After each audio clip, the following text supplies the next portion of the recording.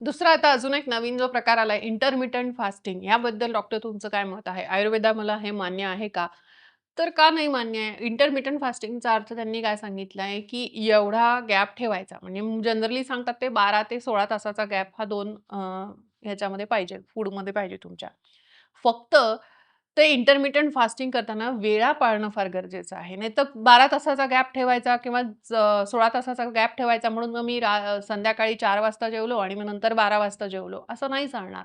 मग हे intermittent fasting तुमचं निसर्ग नियमाच्या विरोधात झालं. जे तुमचं जैविक घड्याळ आहे, बायोलॉजिकल क्लॉक आहे तुमच्या शरीरातलं, ते तुम्ही फॉलो न करता त्याला फाट्यावर बसवून त्याचे नियम बाजूला करून नाही, मग मी रात्री 2ला खाईल आणि मग काय फक्त 16 तासाचं अंतर ठेवलं पाहिजे.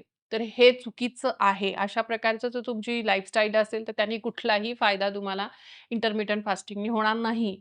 आपल्याकडची जी पूर्वी पद्धत होती ना, की रात्री संध्याकाळी 7 वाजेपर्यंत जेवणं उरकायची. 8 वाजता, 8:30 वाजता मॅक्सिमम लोकं झोपून जायची. 8:30-9 वाजेपर्यंत मॅक्सिमम.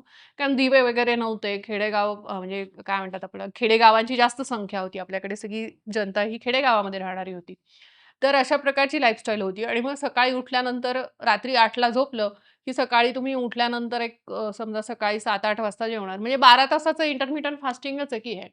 तर म्हणजे तुम्ही रात्री लवकर जेवढं जेवाल, तेवढं तुम्हाला सकाळी तो मध्ये गॅप राहणार आहे 12 तासाचा आणि मग सकाळी रात्री 8 वाजता जेवलं, सकाळी 8 वाजता काहीतरी खाल्लं, झालं की 12 तासाचं इंटरमिटंट फास्टिंगच आहे हे.